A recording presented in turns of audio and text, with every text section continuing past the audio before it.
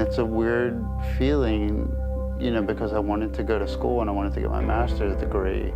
The rest of my life is dramatically altered. Can I get married?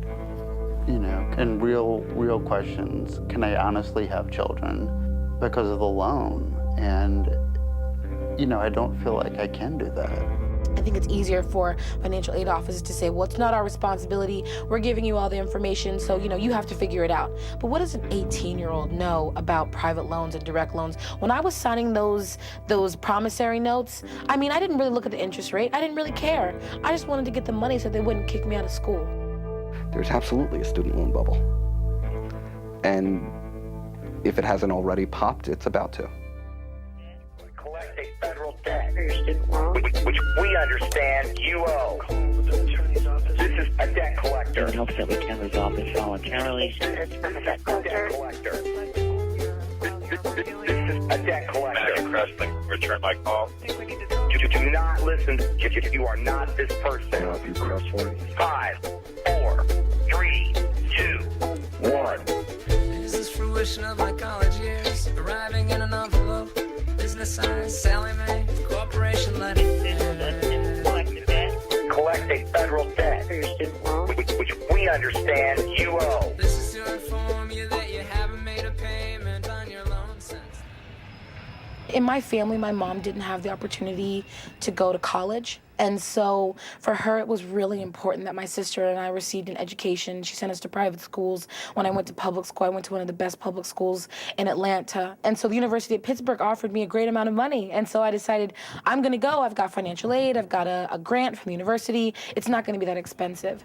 I had wanted to go to that film school forever. I was just so excited about it for years. I mean, it was my kind of my biggest dream. It was like somebody gearing up to try to get into Harvard Law. And I got my acceptance letter and I couldn't believe it. I was really on cloud nine, and no matter how much, at least at the time, that it cost, I was just like, I'm just gonna find a way.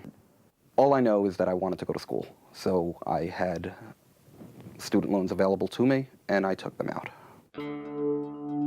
The birth of student loans actually happened by accident. In 1968, reauthorization of the Higher Ed Act, there was a proposal to put in a tax credit for middle-class families that had 2 or more kids in college.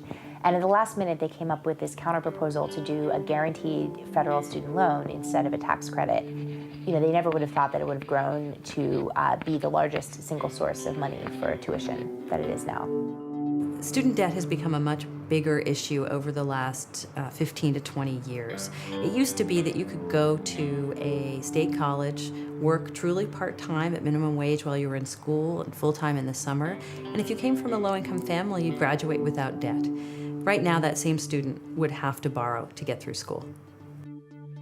Public institutions, state schools, tuition has risen really quickly, especially in the last 10, 15 years.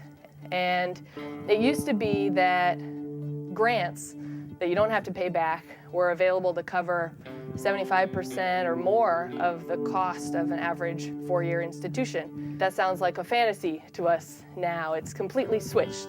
So we've gone from relying on grants to relying on loans, putting the burden of paying these huge costs onto students and their families. I was lucky enough that I was able to receive a Pell Grant, a Cal Grant, work studying other federally funded financial aid programs, and I'm really happy about that. But at the same time, I still had to work 3 part-time jobs throughout the year. I worked almost 30 to 40 hours a week during the school year and more than 60 hours a week during the summer.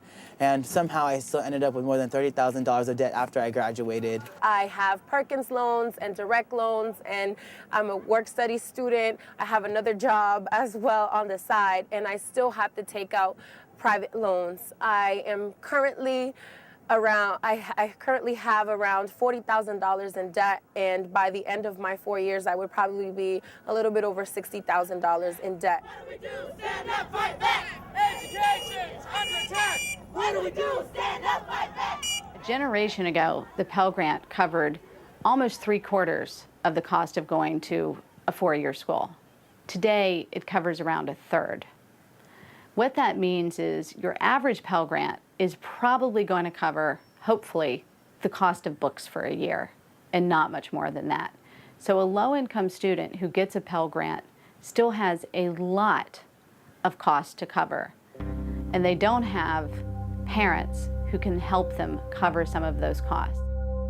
It never occurred to me that I would not make a lot of money after going to law school. So repayment never seemed like a daunting task to me because I just always assumed I'm going to a great law school, I'm going to graduate, have a law degree, and get paid lots of money. And I could pay back my loans quickly and easily.